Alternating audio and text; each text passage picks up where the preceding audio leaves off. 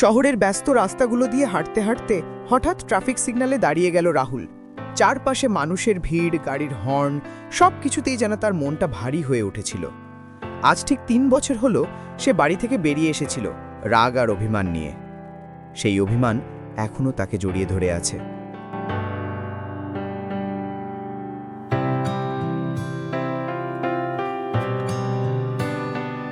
রাহুলের ফোনে একটি মেসেজ আসে, বাবা হাসপাতালে, যদি পারো একবার দেখা করতে এসো। মেসেজটা পাঠিয়েছে তার ছোট বোন রিমি। রাহুলের বুকটা কেমন যেন ধক করে ওঠে। বাবার সাথে শেষ কথা বলার মুহূর্তটাও চোখের সামনে ভেসে ওঠে। বাবা সেদিন বলেছিলেন, তুই চাইলে এই বাড়ি থেকে চলে যা, কিন্তু আমার দরজা তোকে আটকে রাখবে না। অভিমানে রাহুল তখন বাড়ি ছেড়েছিল, কিন্তু 3 বছর ধরে সেই বাক্যটাই তাকে পোড়াচ্ছিল। রাহুল কোনো সময় নষ্ট না করে বাসে উঠে বসে। যাত্রা লম্বা, তবুও তার মনে যেন একটাই কথা, বাবা কি অপেক্ষা করছেন? বাড়ির সামনে নেমে রাহুল দেখল দরজা আধ খোলা। ভিতরে ঢুকতেই রিমি দৌড়ে এসে তাকে জড়িয়ে ধরে।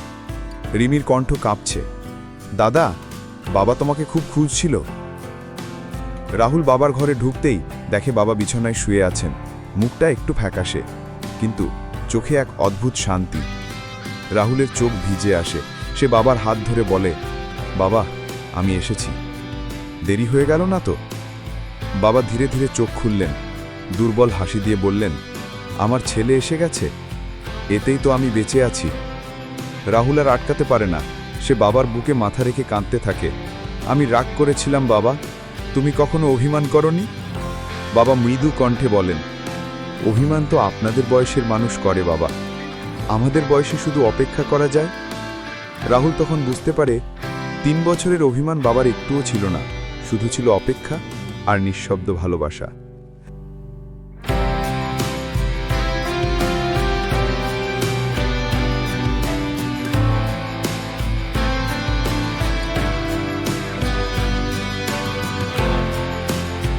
কিছুদিন পর বাবা সুস্থ হয়ে যান, আর রাহুল বুঝে যায় বাড়ি ত্যাগ করা সহজ, কিন্তু ভালোবাসার মানুষদের কাছে ফেরাটা আরও সহজ, যদি শুধু একটুখানি সাহস নিয়ে প্রথম পদক্ষেপটা নেওয়া যায়।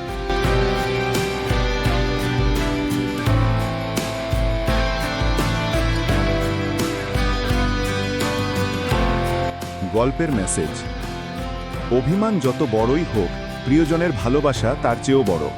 কখনো কখনো একটা ফোন কল, একটা ক্ষমা চাওয়া জীবন বদলে দিতে পারে।